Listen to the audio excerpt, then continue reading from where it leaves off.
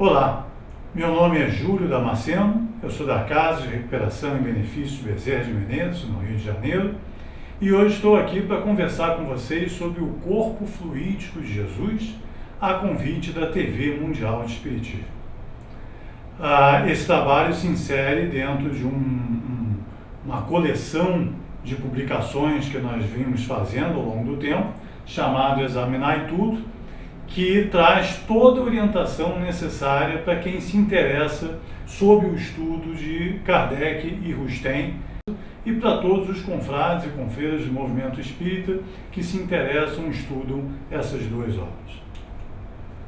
Para nós, o Brasil é o coração do mundo, a pátria do Evangelho, e as duas obras que melhor simbolizam essa vocação e esse destino são o Evangelho segundo o Espiritismo de Allan Kardec e os 4 Evangelhos de Jean-Baptiste Rustem.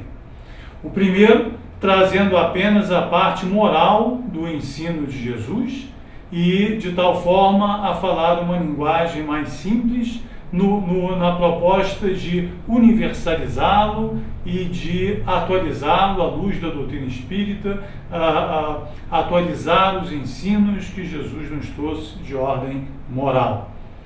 A segunda, o cumprimento pleno da promessa do Cristo, do envio do Consolador, de que viria exatamente para lembrar e explicar tudo aquilo que ele nos ensinou. Até hoje, a obra Os 4 Evangelhos é a única obra mediúnica no mundo inteiro, de todos os tempos, que explica, versículo a versículo, capítulo a capítulo, todo o Evangelho de Jesus. O seu nascimento, a sua infância, até os 12 anos, depois a juventude dos 12 aos 30, o início da sua missão, os seus chamados milagres, as suas parábolas, todos os episódios da sua missão aqui na Terra, tudo é explicado nessa obra, Os 4 Evangelhos. Então, é natural que, dada a sua complexidade, dada a sua vanguarda, a inovação das informações que nos traz, ela requeira mais estudo e mais tempo para a sua compreensão. E como o próprio Kardec nos disse, a nossa fé tem que ser inabalável. E a nossa fé inabalável é aquela que se apoia na razão e no estudo. Nós temos sempre que nos preparar para defender as ideias que abraçamos, para ter consistência naquilo que apresentamos. E foi com esse propósito que nós começamos há mais de 30 anos esse trabalho que resulta nessa palestra sobre o corpo fluídico de Jesus. A primeira etapa desse trabalho foi o resgate da biografia de Rustem e de Émile Collignon, que foi a médium da obra Os 4 Evangelhos. Por essa pesquisa, desenvolvida pelos irmãos Jorge Damas Martins e Estênio Monteiro de Barros, nós descobrimos todos os laços de amizade que havia entre o codificador Allan Kardec e o movimento espírita de Bordeaux, onde se destacavam Rustem e Émile Collignon. Descobrimos também diversas obras publicadas por Émile Collignon, comentadas e apresentadas de maneira muito elogiosa na Revista Espírita de Paris, e descobrimos mais. Descobrimos que diversas das mensagens presentes em O Evangelho segundo o Espiritismo foram recebidas pela médium Émile Collignon, pela médium dos 4 Evangelhos. Ela é, portanto, essa médium, que nós consideramos a Ivone Pereira, das primeiras horas do Espiritismo lá em Bordeaux, ela é um ponto de ligação entre Kardec e Rustem, porque ao mesmo tempo em que recebia a obra dos 4 Evangelhos, ela contribuiu também com belíssimas mensagens para o Evangelho segundo o Espiritismo e mais tarde para a Revista Espírita e para a publicação do Céu e o Inferno. Então, Émile Collignon, a grande médium Émile Collignon, talvez seja uma das únicas a ter essa contribuição tanto em Bordeaux quanto na Sociedade de Estudos Espíritas de Paris, contribuindo para as publicações do codificador. Todo esse trabalho está publicado no site www.crbbm.org para download gratuito de todos os materiais publicados. E nós temos também uma comunidade no Facebook chamada Grupo Rustem, a qual todos estão convidados. E esse vídeo, especialmente, ele, como parte aqui da TV Mundial de Espiritismo, estará disponível para todos aqueles que quiserem assisti-lo e divulgá-lo. Então, fica desde já o convite. Nessa página também da TV Mundial do Espiritismo, nós temos uma coleção de vídeos chamada De Volta ao Cristianismo do Cristo, onde, junto com o irmão Jorge Damas Martins, nós fazemos o comentário em vídeo de toda a obra dos 4 Evangelhos. Estamos terminando o primeiro tomo comentado em vídeo, publicado aqui pela TV Mundial do Espiritismo. Muito bem, entrando então no tema, nós dividimos ele em 3 blocos, né, para falar sobre o corpo fluídico de Jesus. No primeiro bloco, nós vamos pegar a primeira parte, o primeiro parágrafo do comentário que fez Kardec quando do lançamento da obra dos 4 Evangelhos, na Revista Espírita, na sua edição de junho de 1862. Naquela data, na abertura do seu texto, Kardec se manifesta dessa maneira. É um trabalho considerável, falando sobre a obra dos 4 Evangelhos, e que tem para os espíritas o mérito de não estar em nenhum ponto, em contradição com a doutrina ensinada em O Livro dos Espíritos e O Livro dos Médiuns. As partes correspondentes às que tratamos em O Evangelho segundo o Espiritismo o são em sentido análogo, ou seja, também não há contradição. Sempre me chamou muita atenção quando alguns irmãos defendiam a ideia de que havia alguma contradição entre a obra dos 4 Evangelhos e a codificação kardeciana. Exatamente por essa frase. Porque se o próprio codificador diz que não há contradição alguma, como é que alguém podia ver entre as 2 obras alguma contradição? Quem conheceria melhor a codificação kardeciana, se não o próprio codificador? Quem estaria mais habilitado a falar da complementariedade das 2 obras, se não o próprio codificador? Mas, atendendo a esses irmãos, nós decidimos fazer um trabalho de pesquisa. E aí fizemos um estudo comparado dos 3 primeiros livros da codificação kardeciana com os 4 Evangelhos de Rustem.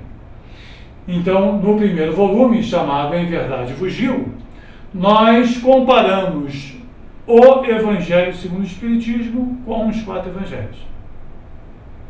No segundo, chamado Examinai Tudo, nós comparamos o Livro dos Espíritos com os 4 Evangelhos. E no terceiro, o Livro dos Médiuns, também com a obra de Rustem e Collignon. Nesses 3 volumes, as obras são os textos dos 2 autores, Kardec e Rustem, são apresentados lado a lado, quando tratam dos mesmos temas. De tal forma que aquilo que o Kardec disse, né, de que não há contradição entre as 2 obras, fica evidente ao leitor desses livros, desses volumes, sem depender da nossa opinião. A complementariedade das 2 obras, ela é constatável ao primeiro olhar. E por isso nós chamamos essa coleção Examinai Tudo, porque nós não gostaríamos que o leitor dependesse da nossa opinião ou da nossa sapiência, da nossa eloquência, da nossa pseudo-sabedoria, para constatar a verdade dos fatos. Então nós fizemos de tal forma que qualquer um, abrindo qualquer página e lendo a página da esquerda, o texto de Rustem, ou de Kardec, e na página da direita o texto do Rustem, ele consiga constatar página a página mais de 1000 citações em que os 2 autores concordam plenamente. Muito bem, feito esse avanço, entramos na questão do corpo fluídico de Jesus. Porque na continuação desse mesmo texto, lá da Revista Espírita de junho de 1866, Kardec faz algumas ressalvas à obra dos Quatro Evangelhos, e em especial, com destaque, à questão do corpo fluídico de Jesus, deixando eles em quarentena, ou seja, deixando essa teoria sem aprovação ou desaprovação, mas sujeita à aplicação do chamado critério da concordância universal, apresentado, formalizado por ele na introdução do Evangelho segundo o Espiritismo. Vamos ver aqui, o texto lá da Revista Espírita. Diz Kardec: consequente com o nosso princípio, que consiste em regular a nossa marcha pelo desenvolvimento da opinião, até nova ordem não daremos às suas teorias, as da obra dos Quatro Evangelhos, nem aprovação, nem desaprovação, deixando ao tempo o cuidado de as sancionar ou as contraditar. Convém, pois, prossegue ele, considerar essas explicações como opiniões pessoais dos espíritos que as formularam, opiniões que podem ser justas ou falsas e que, em todo caso, necessitam da sanção do controle universal e até mais ampla confirmação, não poderiam ser consideradas como partes integrantes da doutrina espírita. Pois bem, durante muito tempo, nós ouvimos irmãos nossos defendendo a ideia de que a chamada teoria do corpo fluídico de Jesus não era parte integrante da doutrina espírita, exatamente por não ter passado por esse critério, pela sanção do critério do controle universal ao longo do tempo. Como se não houvessem citações e manifestações de espíritos em qualidade e quantidade suficientes para garantir o cumprimento do chamado critério do controle universal. Vamos ver esse critério nos termos de Kardec. Diz ele: uma só garantia séria existe para o ensino dos espíritos: a concordância que haja entre as revelações que eles façam espontaneamente, servindo-se de grande número de médiuns estranhos uns aos outros e em vários lugares. Pois bem, decidimos então sair a pesquisar, né? Outra vez, sem dar juízo ou valor a uma opinião ou outra, preferimos nos concentrar nos fatos, na apuração dos fatos, de tal forma a chegar à conclusão. Vamos ver o que foi encontrado? Primeiro, nós resgatamos um material muito bonito que nós convidamos a todos a acessarem lá no nosso site, que é a coleção As Virtudes dos Céus, que é uma coleção de uma sequência, uma coleção de mensagens mediúnicas recebidas por um dos maiores médiuns de todos os tempos, do Brasil e do mundo, hoje um pouco esquecido, mas que precisa ser lembrado, chamado Frederico Pereira da Silva Júnior, que foi o primeiro médium, o primeiro grande médium do Grupo Ismael, a célula espiritual da Federação Espírita Brasileira, a alma da Federação Espírita Brasileira. Desde a sua fundação, ou pouco tempo, né, depois da sua fundação, a federação abrigou esse Grupo Ismael, que havia sido fundado por Antônio Luiz Saião e Bittencourt Sampaio, na Sociedade de Estudos, na Sociedade de Fraternidade de Estudos Espíritas,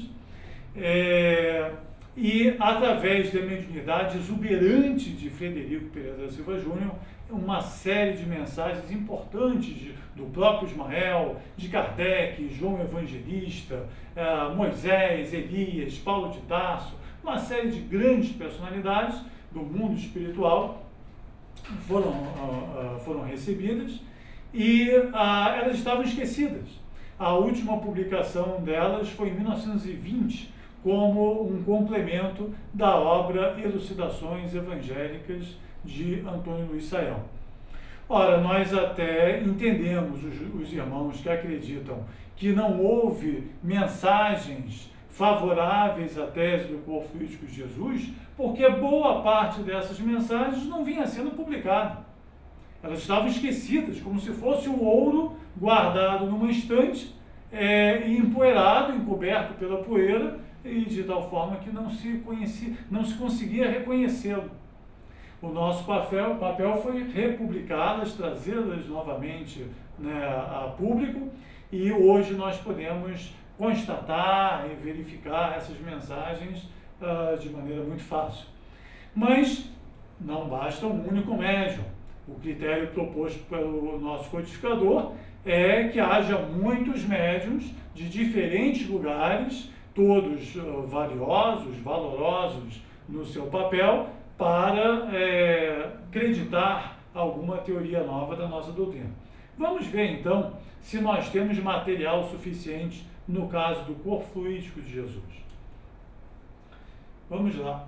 Esse material, tudo isso que eu estou apresentando aqui, foi apresentado e desenvolvido com mais profundidade no livro chamado Pão Vivo, que nós publicamos ano passado, só sobre queda espiritual e corpo fluídico de Jesus, e lá se encontra esse material totalmente ampliado, né? Mas vamos lá, o primeiro médium, olha, lá da primeira revelação, da revelação mosaica, que anunciou um nascimento especial de Jesus, é Isaías, e que diz lá no seu capítulo 7, versículo 14, eis que uma virgem conceberá e dará à luz a um filho, e será o seu nome Emmanuel, antecipando, anunciando a vinda do Messias, a vinda do Cristo, e pela primeira vez fazendo menção a esse nascimento especial, claro que com a linguagem de mais de 3.000 anos atrás. Mas essa é uma questão que depois a gente vai comentar. No tempo já do Cristo, nós temos as frases do próprio, né? Quando ele diz, através de Mateus, em verdade vos digo que não apareceu entre os nascidos de mulher outro maior que João Batista. Ora, subentendendo-se que João Batista, o precursor, que não era digno sequer de desatar as sandálias do Cristo, não seja mais importante do que ele próprio Cristo, só pode se inferir dessa frase que ele não nasceu de mulher, ou seja, não teve um nascimento igual ao nosso, não é? Mas há outras citações também relacionadas. A revelação de Maria, muito bem registrada por Emmanuel na obra Paulo e Estevão, do nosso Emmanuel, recebida pelo Chico. Foi Maria, em entrevistas, através de uma série de entrevistas para Paulo de Tarso, lá em Éfeso, onde foi morar com João depois do episódio do Calvário, que contou para Paulo de Tarso as circunstâncias especiais que cercaram o aparecimento de Jesus na Terra. Paulo de Tarso pretendia, conta-nos Emmanuel, fazer o seu próprio evangelho, mas devido ao trabalho decorrente das cartas, das suas famosas epístolas, não pôde fazê-lo. E pediu a Lucas que fizesse o evangelho em seu nome, transferindo para ele as suas anotações decorrentes das entrevistas de viva voz com Maria. E até hoje nós temos imortalizado no primeiro capítulo do Evangelho de Lucas a narração dos episódios que cercaram aquele aparecimento. Então disse Maria ao anjo: como sucederá isso se não conheço varão? O anjo respondeu: o Espírito Santo descerá sobre ti e a virtude do Altíssimo te cobrirá com a sua sombra.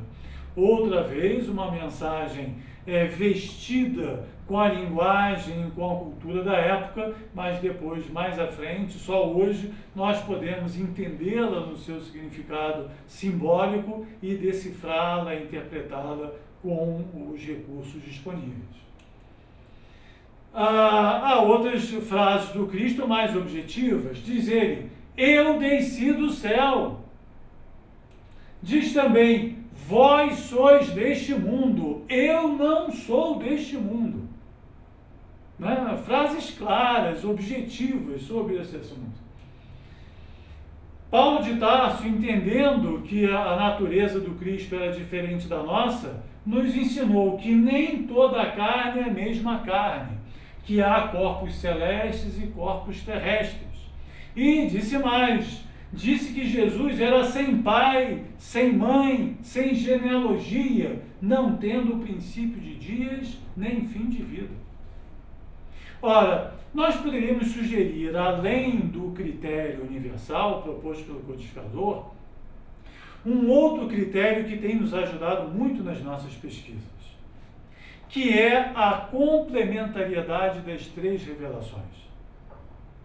Se o Cristo é o governador planetário, como nós já sabemos que isso que é, se todo o progresso do planeta e das ideias provém do seu coração augusto, é natural imaginarmos que as três revelações têm que se confirmar reciprocamente, se corroborar reciprocamente. Elas não podem se contradizer.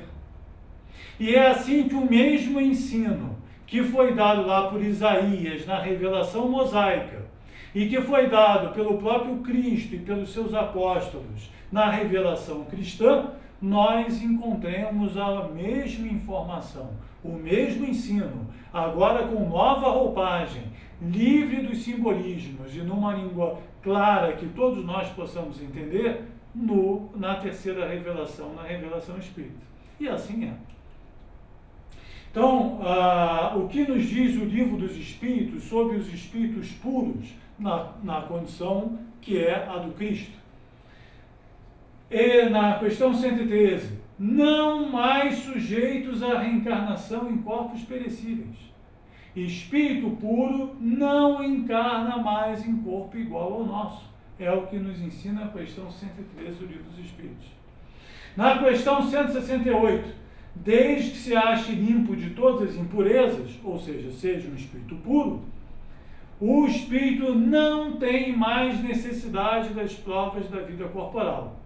Há alguns companheiros que dizem assim, não tem mais necessidade, mas pode encarnar. Mas não é o que nos ensina a questão 113. Diz que eles não estão mais sujeitos à encarnação em corpos perecíveis.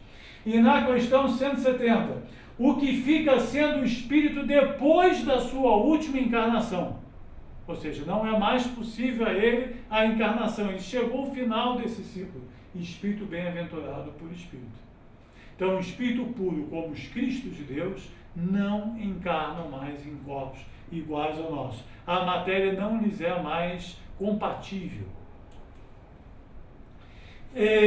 Mas, além dessas citações do Livro dos Espíritos, nós fomos procurar outras em médiuns brasileiros. O primeiro que nós já citamos, mas que nós gostaríamos de trazer aqui para homenageá-lo, é o Frederico Pereira da Silva Júnior, o médium lá do Grupo Ismael, que é apresentado por Bezerra de Menezes na obra Tragédia de Santa Maria, na psicografia de Ivone Pereira, como um dos mais preciosos e eminentes intérpretes da revelação espírita no mundo inteiro de todos os tempos.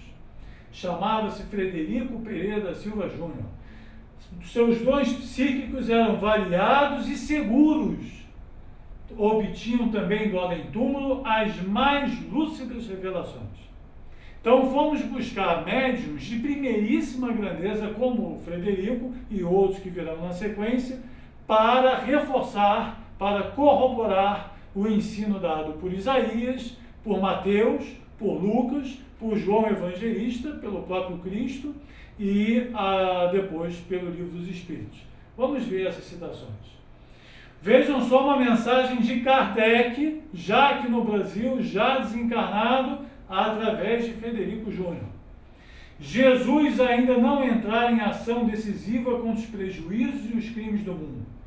Logo que ele desceu à terra e tomou a sua forma corpórea aparente, então Kardec, através de um dos maiores médiuns de todos os tempos, segundo a apresentação de Bezerra de Menezes, já desencarnado em 1957, dizendo que Jesus tomou forma corpórea aparente.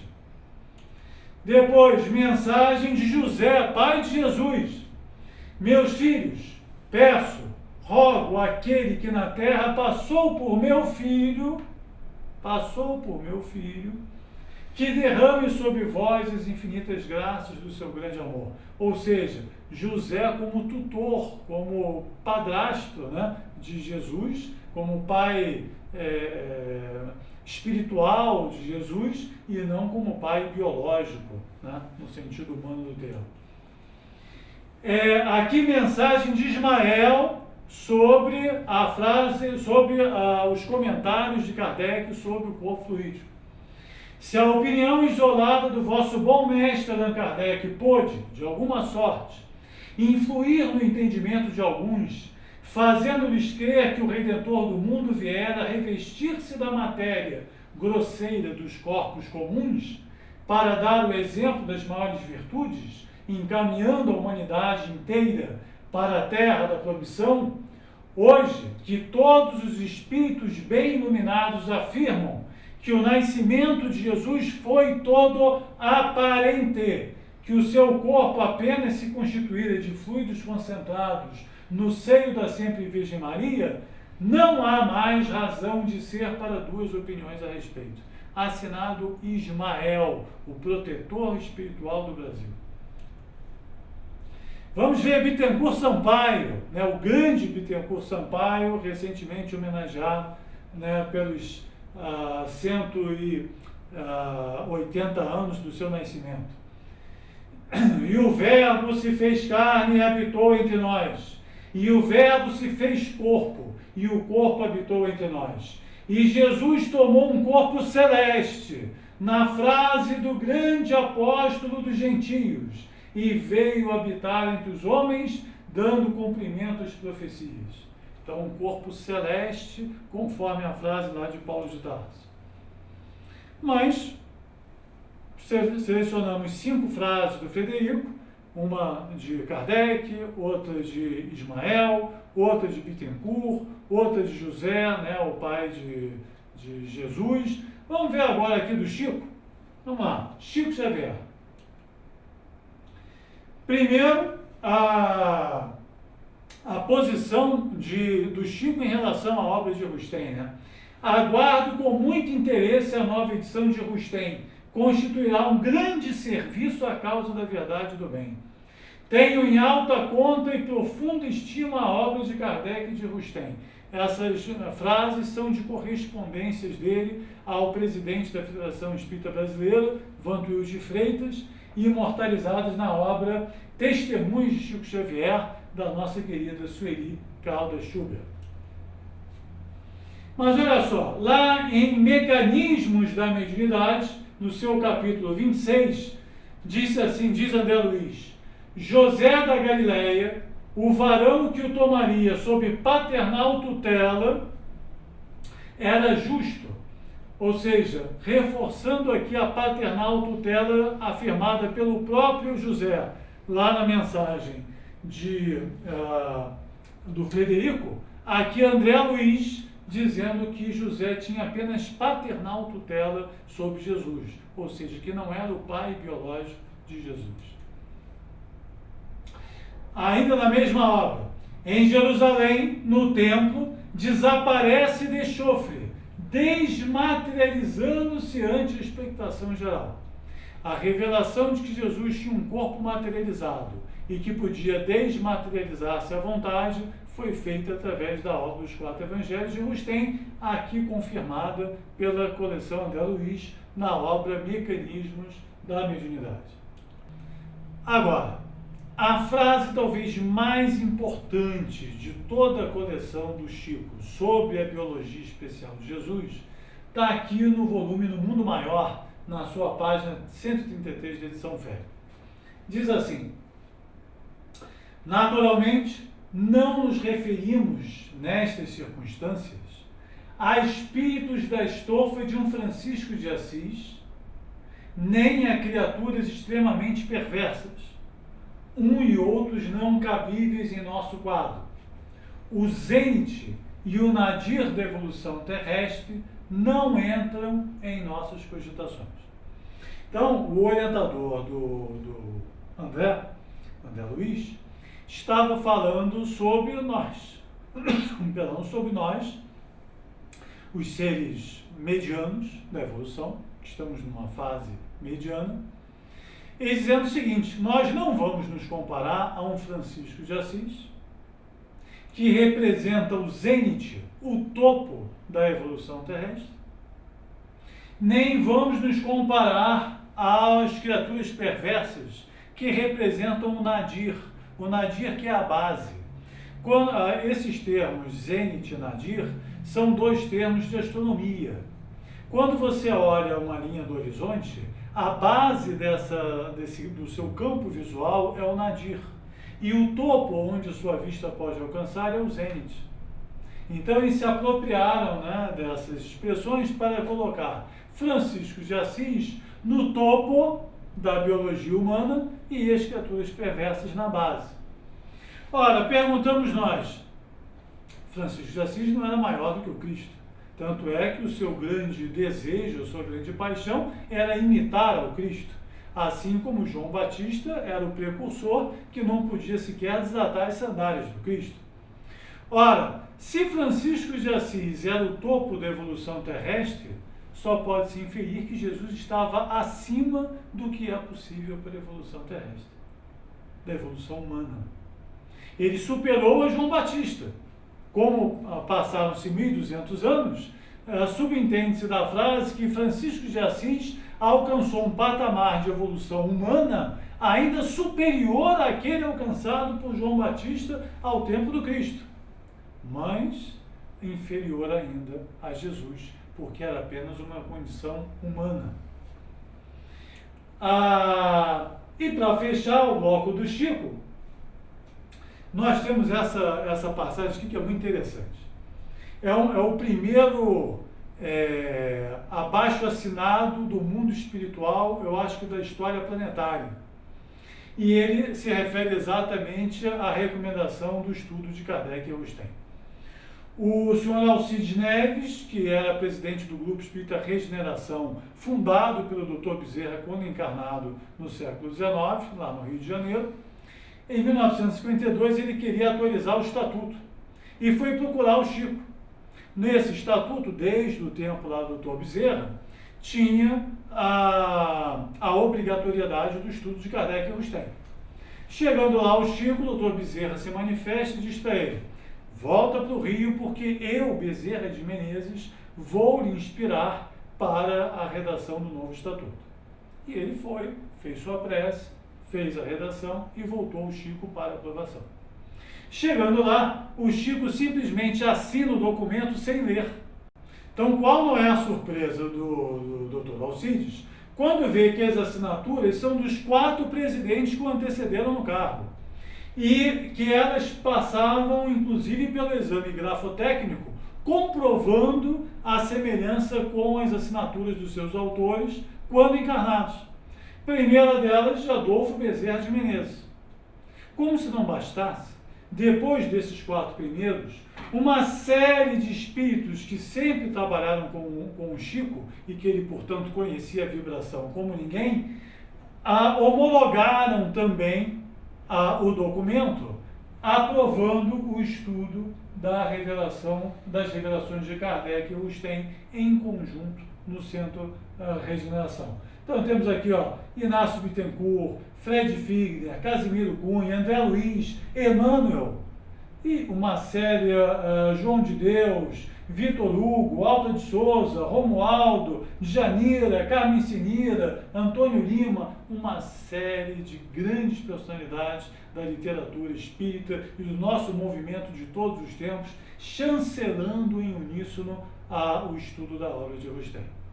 Mas ainda há mais, ainda precisamos ver mais. Na obra de Pietro Baldi, nós temos a confirmação daquela condição de Francisco de Assis como o topo da encarnação humana. Vocês querem ver? Olha só. Vemos São Francisco alcançar um estado espiritual que representa o mais alto potencial suportável na fase da evolução humana, seu limite supremo além do qual a forma material se extingue. E essa citação aqui é interessante pelo seguinte: Chico recebeu aquela obra no Mundo Maior, publicou a obra no Mundo Maior em 1948. O Baldi recebeu esse volume, A Nova Civilização, em 1945, mas só veio a publicá-la em 1948, depois de publicá-la no Mundo Maior. Então, os dois médiuns não podiam saber, né, não podiam conhecer reciprocamente as suas revelações nesse meio tempo. Um estava na Itália, o outro estava no Brasil, e só mais tarde, hoje, nós podemos confrontar as duas obras e perceber que eles revelaram a mesma coisa, mostrando que Francisco de Assis representava o topo da encarnação humana, da evolução planetária, e que Jesus estava acima disso. Vamos lá, Divaldo Franco, no volume A Luz do Espiritismo, na página 87, diz lá Viana de Carvalho: em Nazaré, ante a turba enfurecida, Jesus utilizou a faculdade da desmaterialização, confirmando a frase de André Luiz, que nós já vimos anteriormente.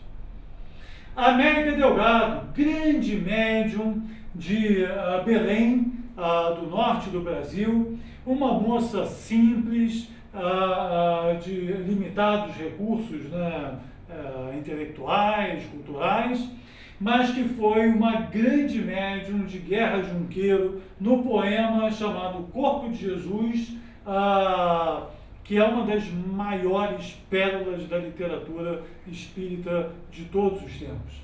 E começa: de fluidos é formado, é feito de matéria, matéria sublimada ou simplesmente argila? Fluido que nenhum mal polui ou aniquila? Há tanta confusão, ó meu Jesus amado, em torno desse assunto, e diz o mundo inteiro: seu corpo, como os mais, também era formado do barro de que é feito o humano formigueiro. Alguns, já procurando investigar, vaidoso, prometem do saber nas altas ascensões, por uma vez rasgar os véus tão misteriosos ao obstruir das autoconsiderações. Por isso, é bom dizer, já tem havido atritos entre os irmãos que buscam verdadeira luz e querem esvoaçar além dos infinitos para saber de que era o corpo de Jesus. É um belíssimo poema afirmando a espiritualidade do corpo de Jesus. Hernani Santana, outro grande médium que recebeu diversos elogios de Emmanuel, através do Chico ainda encarnado, e diz ele no seu grande clássico, né, diz ele não, o Áureo, através dele, no seu grande clássico Universo e Vida: os Cristos, espíritos puríssimos, não encarnam. Lembra das questões 113, 168, 170? Não encarnam, não tem mais nenhuma afinidade essencial com qualquer tipo de matéria, que é o mais baixo estágio da energia universal.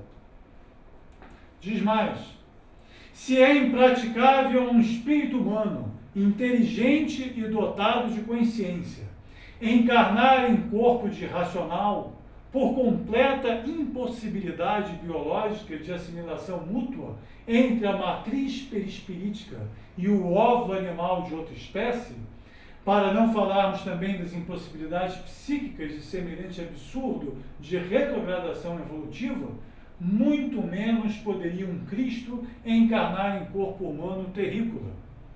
A distância evolucionária que separa um orangotango de um homem terrestre é bem menor do que aquela que medeia entre um ser humano terrestre e um Cristo divino. Ou seja, se o Cristo encarnasse num corpo igual ao nosso, seria um caso de metempsicose, que nós já sabemos que não existe. Há quem acredite que essa materialização do Cristo entre nós o livraria de qualquer dor no episódio do Calvário. E que, no dizer do próprio codificador, isso transformaria todas as circunstâncias do Calvário num vão simulacro, num teatro, onde ele apresentaria uma dor que não possuía. Áureo traz informações completamente novas sobre esse assunto e que podem nos ajudar a entender melhor a condição especial do Cristo de Deus. Diz ele: o sofrimento experimentado por Jesus na preparação e no decurso do seu messianato não teve, não tem e não terá similar de qualquer ângulo que seja analisado, inclusive no que concerne a dor física, tal como a entendemos em vista da sua inigualável sensibilidade orgânica. Completamente irreal e terrivelmente injusto é, pois, o argumento do embuste, largamente usado pelos que não compreendem a absoluta impossibilidade da encarnação comum de um ser crístico e que só conseguem ver uma grosseira pantomima na capacidade de sofrer de uma gênere. A verdade, como vemos, é bem outra, incomparavelmente bela, justa e santa, lógica e real, a realidade do sublime amor daquele que é, de fato, o caminho, a verdade e a vida. Jesus, para encarnar, sofreu, como espírito puro, a dor que, por exemplo, uma criança que tem uma pele fina sentiria ao vestir uma roupa de espinhos. Uma roupa de espinhos. Então, enquanto nós estávamos na nossa limitação humana, no nosso limitado entendimento, cobrando dele, entre aspas, a dor de uma coroa de espinhos vestida durante algumas horas, na verdade ele silenciosamente, como fazem todos os espíritos santos e nobres e crísticos, suportou uma dor N vezes maior do que a dor do Calvário durante os 33 anos que esteve entre nós, adequando a sua pureza perispirítica à grosseria da nossa matéria, ainda que uma matéria materializada, mas suficiente para lhe infligir uma dor muito mais intensa do que qualquer ser humano poderia suportar. Então, para nós que estamos cobrando Cristo um sacrifício com S maiúsculo e visível, ele nos ofereceu um sacrifício com S maiúsculo e invisível durante 33 anos da sua estada entre nós.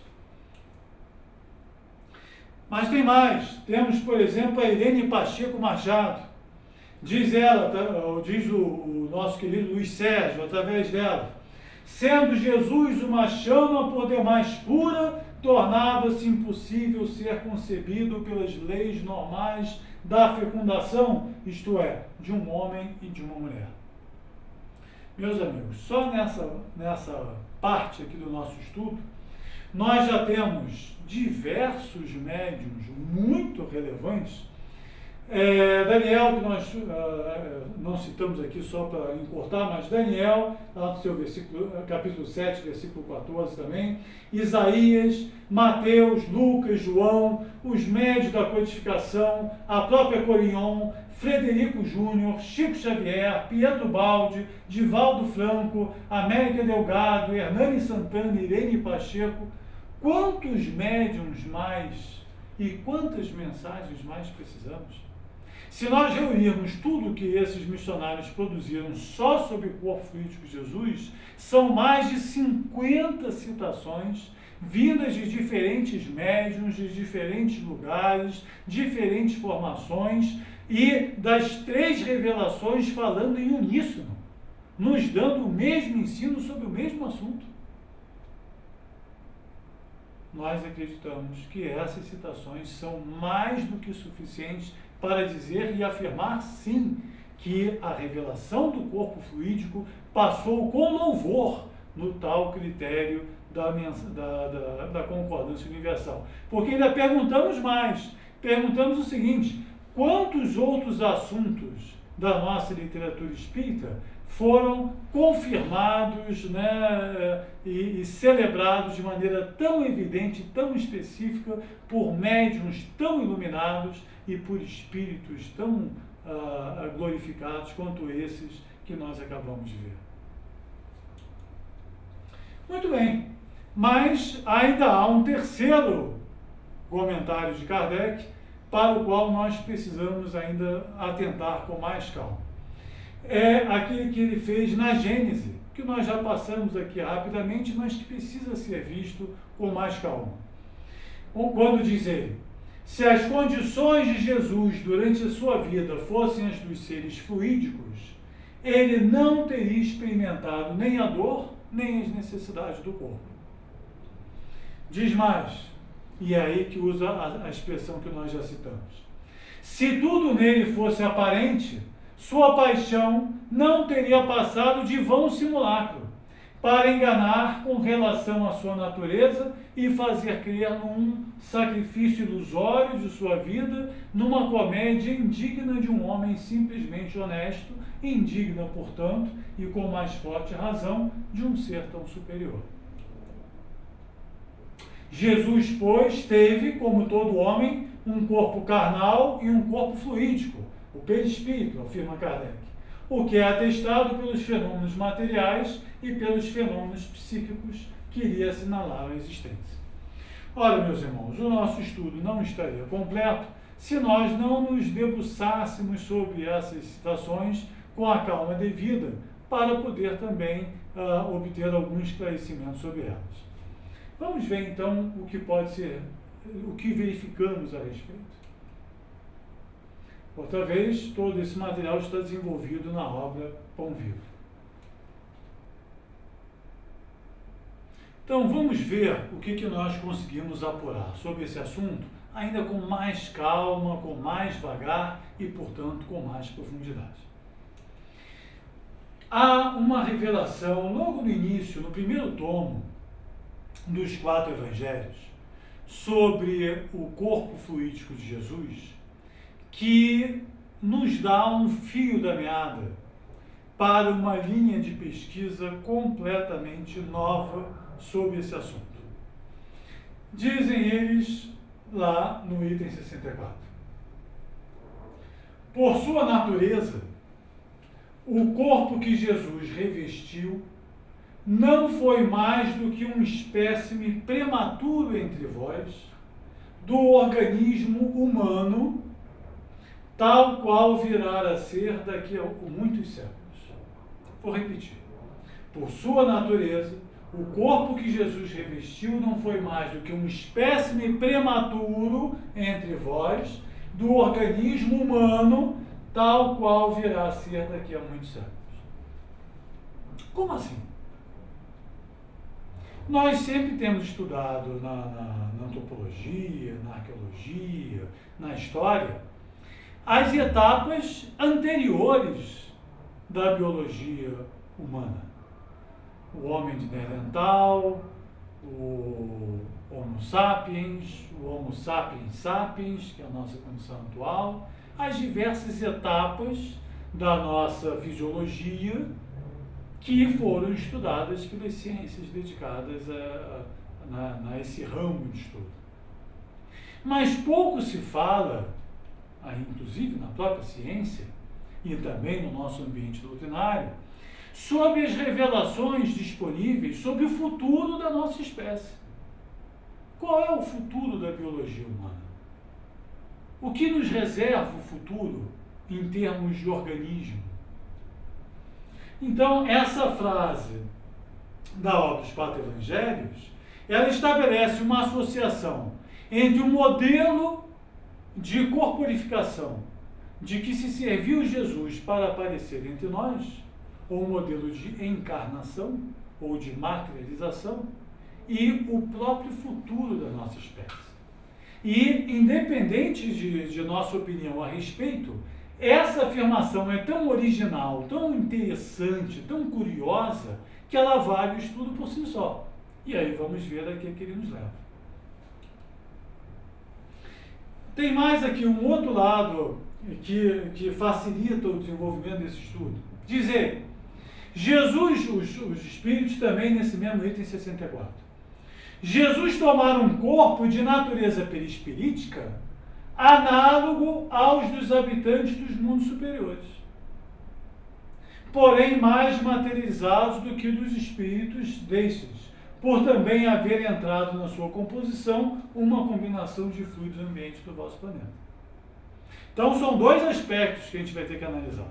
Primeiro, o fato de Jesus estar antecipando o nosso futuro biológico, o futuro da nossa espécie. Segundo, o fato dele estar se servindo de um modelo de corporificação, de encarnação, análogo àquele praticado em mundos fluídicos, em mundos de menor densidade material, em mundos mais espiritualizados, destinados aos espíritos superiores. Com base nessas duas informações, nós vamos para Kardec e vamos tentar entender, à luz da codificação kardeciana e da Revista Espírita, quais as informações disponíveis sobre o nosso futuro biológico e sobre o modelo de vida e encarnação nos mundos superiores. Vamos ver? A primeira informação que nós temos sobre o nosso futuro biológico na codificação é que evolução é sinônimo de espiritualização. Evolução é um movimento de dentro para fora. É a exteriorização contínua das potencialidades latentes armazenadas no espírito humano. E, conforme nos ensina a questão 540 do Livro dos Espíritos, essa evolução nos leva da materialidade absoluta do átomo até a espiritualidade absoluta, aqui representada pelo arcanjo, que é uma figura da hierarquia tradicional católica, apenas para ilustrar o ápice da condição de espiritualidade. Então, da máxima materialidade à máxima espiritualidade. Essa é a nossa trajetória, passando pelos diversos reinos da natureza. Hoje nós sabemos, pelos reinos mineral, vegetal, animal, hominal e supra-hominal, super-hominal, crístico, aquele que nos leva cada vez mais à condição de proximidade com os espíritos superiores e puros. Então, diz Kardec, na nota à questão 182 do Livro dos Espíritos, à medida que o espírito se purifica, o corpo que o reveste se aproxima igualmente da natureza espírita. Então é da lei, é da natureza. É a materialidade que nós vivemos, é uma característica de espíritos atrasados, associados, apropriados, adaptados a esse padrão de materialidade. Na medida que nós evoluímos, na medida que nós nos desenvolvemos, nós vamos apresentando características psíquicas de maior espiritualidade que vão se refletindo, se apresentando também em paralelo na espiritualização das nossas formas corpóreas. Diz mais, pergunta ele lá na questão 186 do Livro dos Espíritos: haverá mundos onde o espírito, deixando de revestir corpos materiais, só tenha por envoltório o perispírito? Então não tem mais corpo físico, é só perispírito? Sim. E mesmo essa envoltorização que começa no corpo físico, ele depois se prolonga, se estende até para o próprio perispírito, que vai se desvanecendo, que vai se tornando cada vez menos e menos visível, menos e menos material, até chegar à condição dos espíritos puros. Na escala espírita, apresentada entre as questões 110 e 113 do Livro dos Espíritos, nós temos o mesmo ensino. Segundo Kardec, a terceira ordem, que é a ordem dos espíritos mais atrasados, nós temos a predominância da matéria sobre o espírito. Na segunda ordem, que é a fase intermediária, na qual nós nos encontramos, nós temos progressivamente a predominância do espírito sobre a matéria. E na primeira ordem, naquela dos espíritos puros, apresentados na questão 113, não há mais nenhuma influência da matéria. Então, a dependência da matéria, a predominância da matéria, depois o desligamento progressivo da matéria, até chegar ao momento de desincompatibilização com ela, são 3 estágios previstos na nossa doutrina e no conhecimento que nós já conseguimos acumular sobre a nossa trajetória evolutiva, sobre a nossa evolução psíquica e biológica. Então, é preciso levar em conta, diz Kardec lá na Revista Espírita, em julho de 1862, que os espíritos se desmaterializam à medida que se elevam e se depuram. E diz ele, olha só, já diretamente aqui atendendo o nosso ponto, só nas fileiras inferiores a encarnação é material. Para os espíritos superiores não há mais encarnação material. Agora não tem mais dúvida lá em relação à questão 113, nem a questão 168, 170 do Livro dos Espíritos. Está aqui Kardec dizendo, não é nem para espírito puro, para espírito superior, que é anterior, né, a espírito puro, não há mais encarnação material. A encarnação é diferente da nossa. Diz São Luís, lá no capítulo 4 do Evangelho segundo o Espiritismo, a bem dizer, a encarnação carece de limites precisamente traçados, se tivermos em vista apenas o envoltório que constitui o corpo do espírito, dado que a materialidade desse envoltório diminui à proporção que o espírito se purifica. Então, é o mesmo ensino dado reiteradas vezes em diferentes passagens da codificação. Só estamos citando Kardec aqui o tempo inteiro. Em certos mundos mais adiantados que a Terra, diz São Luís, já ele é menos compacto, menos pesado e menos grosseiro e por isso, por conseguinte, menos sujeito a vicissitudes. Em grau mais elevado é diáfano e quase fluídico, vai desmaterializando-se de grau em grau e acaba por se confundir com o perispírito. Então, o corpo fluídico não é privilégio de Jesus, né? Na verdade, o corpo vai se fluidizando, vai se desmaterializando conforme o avanço psíquico dos espíritos ao longo da sua evolução. O próprio perispírito passa por transformações sucessivas, torna-se cada vez mais etéreo até a depuração completa, que é a condição dos espíritos puros. Então, diz Emmanuel lá no livro homônimo, né? Emmanuel, no seu capítulo 24, teremos nós atingido o zênite, a palavra que já usamos há pouco, né? O topo da evolução anímica, da evolução da alma, da evolução humana? Não! Se nos achamos acima dos nossos semelhantes inferiores, os irracionais, acima de nós se encontram os seres superiores da espiritualidade, que se hierarquizam ao infinito e cuja perfeição nos compete alcançar. Então nós estamos no meio de uma trajetória evolutiva. Nós já nem apresentamos a materialidade animal, né, a irracionalidade animal, nem apresentamos a santidade e a espiritualidade dos anjos. Estamos a meio caminho. Mas é importante entender que assim como nós temos características próprias, físicas e psíquicas, inerentes ao patamar que nós nos encontramos, aqueles que alcançaram patamares superiores ao nosso também encontram características biológicas e psíquicas próprias, associadas aos seus modos de corporificação, de alimentação, encarnação, desencarnação e vida. E que essa evolução é natural. É importante nós conhecermos esse caminho para não nos surpreendermos com ele ao longo da nossa própria trajetória. A desmaterialização e espiritualização da nossa forma é o destino que nos está reservado. Diz o Balde, através da evolução, a forma se sutiliza, se torna transparente, de modo que a divina essência das coisas possa tornar-se cada vez mais evidente. É aquela imagem da lâmpada cercada de papel celofane, né? O brilho é o mesmo, mas conforme a densidade da cobertura com que se envolve a lâmpada, a luz dela fica obscurecida. Na medida que se tire esse envolvimento e permita a lâmpada brilhar sozinha, a sua luz brilha por inteiro.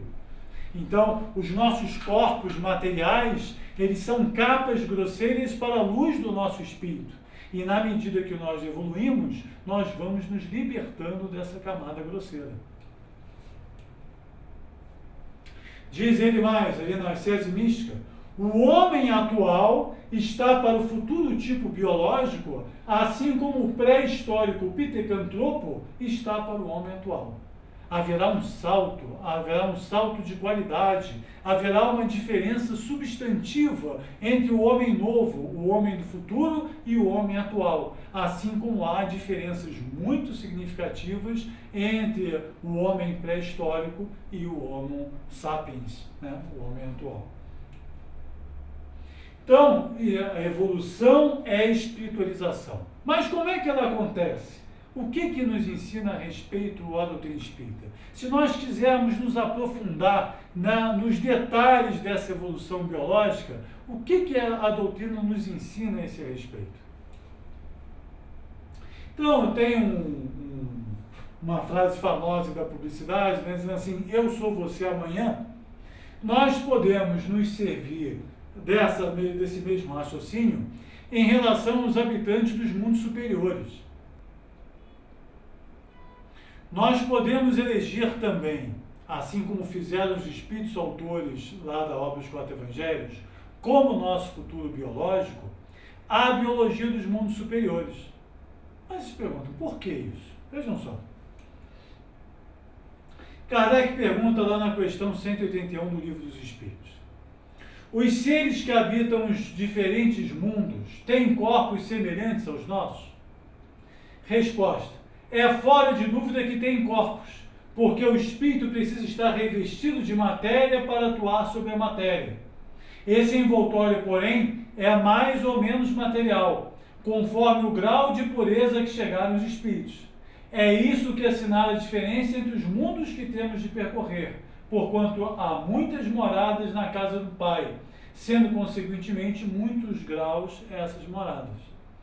Então, existe um modelo único que serve de padrão para os diferentes mundos. Claro que adaptado às diferentes topografias, geologias e atmosferas, né? Mas há um modelo padrão, uma lei única que governa a casa do Pai e todas as suas moradas. Então diz o Evangelho segundo o Espiritismo, por toda parte, a forma corpórea sempre é humana. A forma geral pode ser mais ou menos a mesma, entretanto, o organismo deve ser adaptado ao meio onde há de viver, do mesmo modo que os peixes o são para viver na água e os pássaros no ar, diz Kardec lá no Principiante Espírita. Mas a conformação do corpo é mais ou menos a mesma daqui, diz ele na Revista Espírita. É isso que Pedro Baldi chama de monismo. Existe uma única substância, que é o fluido cósmico universal, que é a matéria-prima de toda a criação, de tudo que é físico, material e espiritual. E existe uma única lei que organiza a vida no universo inteiro. É isso que também, a isso se referia o nosso David Bohm, né, com a sua ordem implícita. Ou seja, existe um substrato de pensamento, existe um pensamento embarcado em tudo que é material e fluídico e espiritual em toda a criação. Como dizia Paulo de Tarso lá no seu capítulo 17, versículo 28 do Atos dos Apóstolos, nós estamos em Deus, nós nos movemos em Deus, nós estamos mergulhados em Deus. E dentro desse universo fluídico que ele representa, o seu pensamento impregna toda a criação e faz com que o mesmo modelo seja observado nas diferentes manifestações da vida em todo o universo.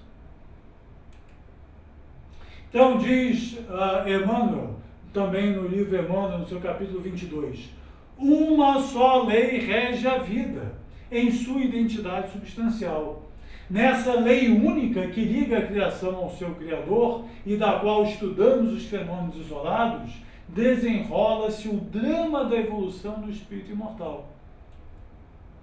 Então, a partir desses ensinos, nós podemos estabelecer um contínuo evolutivo entre os mundos.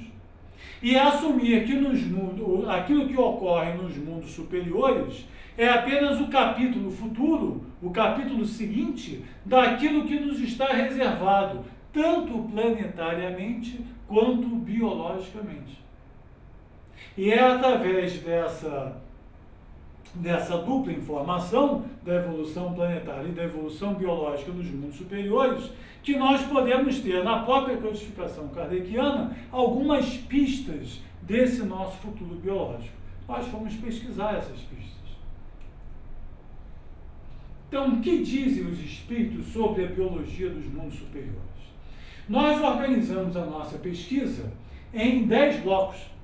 Então, pegamos todas as citações da codificação e da revista espírita sobre nascimento e reprodução, sobre aparência e organização física, sobre a infância, sobre alimentação e necessidades físicas, sobre mobilidade e locomoção, sobre o trabalho, sobre a saúde e longevidade, sobre a morte, sobre sensibilidade psíquica e lembrança de vidas passadas. São 10 itens. Hoje aqui nós só vamos nos concentrar no nascimento, reprodução e morte, porque esse é o nosso foco do estudo desse vídeo. Mas todo esse estudo se encontra lá no livro Pão Vivo, para aqueles que se desejarem se aprofundar no tema. Então vamos ver o que na codificação e na revista espírita os espíritos dizem sobre nascimento, reprodução e morte nos mundos superiores. Dizem eles: o envoltório corporal é quase fluídico e se aproxima sempre mais da natureza angélica. Há sexos diferentes, mas não há mais encarnação material e, consequentemente, não há procriação. Olha só, Kardec, na Revista Espírita de julho de 1862, um mês depois do comentário feito por Kardec na Revista Espírita sobre os 4 Evangelhos. Estou misturando. Em 1862, portanto, 4 anos antes do lançamento dos 4 Evangelhos. 4 anos antes.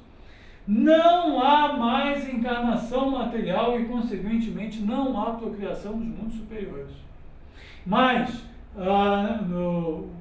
comprovando o que seria dito na obra dos 4 Evangelhos, 4 anos depois, a proporção que sobe na escala dos mundos, mais as necessidades da carne e, por conseguinte, os meios de reprodução, se depuram e espiritualizam. A união da matéria com a matéria para formar a matéria é uma das condições inerentes à vossa inferioridade, e só existe nos mundos materiais em cujo número ainda se conta o vosso. Então aqui, Kardec e Rustem falando exatamente a mesma coisa. Não há mais procriação nos mundos superiores. A união da matéria com a matéria para formar a matéria só ocorre em mundos atrasados como o nosso. Resumindo, poderíamos dizer que os meios de reprodução se depuram e espiritualizam, na medida que se depuram e espiritualizam os espíritos que habitam os determinados planetas. Então nós temos, no nosso mundo, a encarnação material, a procriação material. Nos mundos superiores, a encarnação fluídica. Nos falta ainda entender como é que acontece essa encarnação fluídica, nós já vamos ver. E como seria essa corporificação diferente do modo de reprodução que nós conhecemos. Também na revelação espírita nós encontramos pistas sobre esse modelo de encarnação ou corporificação diferente do nosso. Diz Pedro Baldi na Grande Síntese, no seu capítulo 73. Somente esses conceitos de vida psíquica podem guiar a ciência até as portas de uma ultrafisiologia, ou fisiologia do supranormal, como a vez de despontar nos fenômenos mediúnicos. Aqui, as relações entre matéria e espírito são imediatas. O psiquismo modela uma matéria protoplasmática mais evoluída e sutil, o ectoplasma. Como é que é? Olha só que interessante.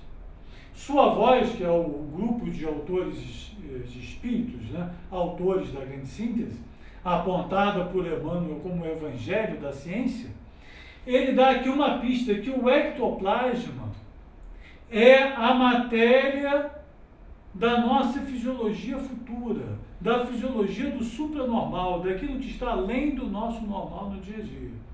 E que ela se apresenta de maneira ainda embrionária e tentativa nos nossos médiuns, nas sessões de materialização. Vamos ver mais sobre isso. A nova construção, ou seja, a materialização espírita, antecipação evolutiva, não possui naturalmente a resistência das formas que se estabilizaram por uma vida longa.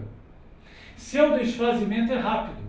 As estradas novas e de exceção ainda são anormais e inseguras. Os produtos da fisiologia supranormal que emergem dos caminhos habituais da evolução necessitam fixar-se por tentativas e longas repetições na forma estável.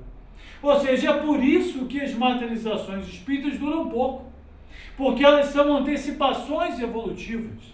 E por isso que nos mundos superiores as materializações ou corporificações feitas com uma matéria mais plástica, como o nosso ectoplasma, elas duram mais tempo, como durou de Jesus, porque elas são feitas de matéria própria e são feitas por espíritos superiores, que têm uma técnica ideoplástica e psíquica superior à nossa.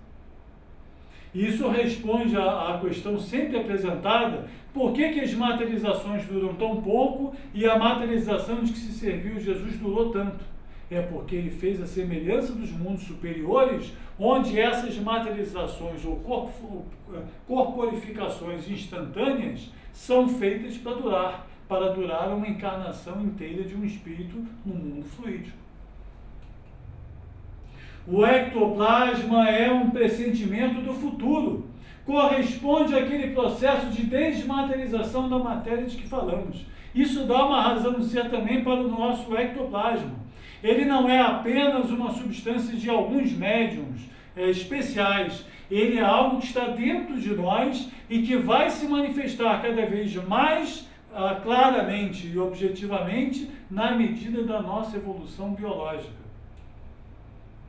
No livro Missionários da Luz, nós temos a comparação entre um processo de materialização e uma gravidez, mostrando que a materialização é uma corporificação instantânea e feita para curta duração, enquanto que uma gravidez é uma corporificação preparada para longa duração. Olha só, no capítulo, nas páginas 120 e 121 do Missionários da Luz. Repare na grandeza do acontecimento. O médium desempenha o papel de entidade maternal, enquanto Alencar, sob influência positiva de Carimério, permanece em temporária filiação ao organismo mediúnico. Todas as formas que se materializarem serão filhas provisórias da força plástica da intermediária.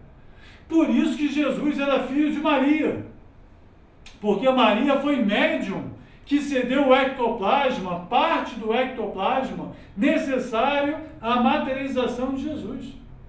E, portanto, entre a forma materializada e o médium que lhe dá origem, existe sempre essa relação filial, no dizer de André Luiz e Missionários da Luz. Na obra Nos Domínios da Mediunidade, eles voltam a essa comparação. Diz André Luiz: o símile era completo, apenas com a diferença de que nos trabalhos de materialização dos encarnados gastavam-se algumas horas de preparação para um ressurgimento incompleto e transitório, ao passo que ali se gastariam 9 meses consecutivos para uma reencarnação tangível da alma em caráter mais longo e definitivo. Então, no nosso mundo, a encarnação ainda tem que ser material. Dura 9 meses e é inconsciente. Nos mundos superiores, a matéria é mais plástica e a corporificação pode ser feita instantaneamente, à semelhança das nossas materializações físicas espíritas, que são um ensaio evolutivo do futuro que nos espera. Então, a encarnação material, nós temos a procriação material. A encarnação fluídica se dá com a corporificação à semelhança das materializações espíritas. Isso precisava ser explicado, precisava ser entendido para nós podermos perceber os degraus que serão vencidos, que precisarão ser vencidos para nós nos aproximarmos da realidade biológica antecipada por Jesus. Então, a morte também acontece à semelhança de uma desmaterialização. Diz Kardec na Revista Espírita, em março de 1858, sendo mais depurada a matéria de que é formado o corpo, dispersa-se após a morte sem ser submetida à decomposição pútrida. Ou seja, a morte acontece pela dispersão das matérias corporais. A mesma coisa ensina os 4 evangelhos no seu item 47 do tomo 4. Quanto mais o corpo se aperfeiçoa em consequência do adiantamento do espírito, tanto mais volatizáveis se fazem por ocasião da morte as matérias e se isentam da decomposição animal. Daí essa figura que nós trouxemos, que passa essa ideia, né, de volatização, de dispersão das matérias corpóreas para o fenômeno da desencarnação. Então, nós temos aqui uma linha trajetória para os nossos processos de corporificação, a evolução dos nossos métodos de encarnação. A proporção que sobe na escala dos mundos, mais as necessidades da carne, por conseguinte, os meios de reprodução se depuram e espiritualizam. Da materialização lenta e inconsciente da matéria densa que nós temos hoje, nós chegamos à corporificação rápida e consciente da matéria rarefeita. Com casos exemplares dessa corporificação, como foi o da Florence Cook, da Kate King, né? Como foram todas do nosso Peixotinho aqui no Brasil, da nossa Ana Prado, do nosso Mirabelli, de diversos médiuns de diversas épocas que deram um exemplo desse tipo de corporificação. Bom, diz Kardec que acostumados como estamos a julgar das coisas pela nossa insignificante e pobre habitação, imaginamos que a natureza não pode, não teve de agir sobre os outros mundos, senão segundo as regras que conhecemos na Terra. Ora, precisamente nesse ponto, é que importa reformemos a nossa maneira de ver. O André Luiz e o Eloy estavam junto com o instrutor Gúbio, no umbral. Eles iam visitar o Gregório, que era um dos líderes de facções umbralinas nessa faixa espiritual. E chegando lá, o Gúbio orienta, né, ao André Luiz e ao Eloy para respirarem os miasmas da atmosfera ambiente para adensarem os seus corpos fluídicos, os seus perispíritos, a tal ponto de poderem ser percebidos pelos habitantes daquele ambiente espiritual. E depois de ter dado essa orientação, o Eloy levanta a seguinte questão: mas isso não seria mentir? Quer dizer, eu estou me apresentando com uma densidade material que não é minha própria. Eu não estou enganando os espíritos que fazem parte aqui desse mundo? E responde o Gúbio: não te recordas do texto evangélico que recomenda não saiba a mão esquerda o que dá à direita? Esse é o momento de ajudarmos sem alarde. O Senhor não é mentiroso quando nos estende invisíveis recursos de salvação sem que lhe vejamos a presença. Nesta cidade sombria trabalham inúmeros companheiros do bem nas condições em que nos achamos. Se erguermos bandeira provocante nesses campos, nos quais 95% das inteligências se encontram devotadas ao mal e à desarmonia, nosso programa será estraçalhado em alguns instantes.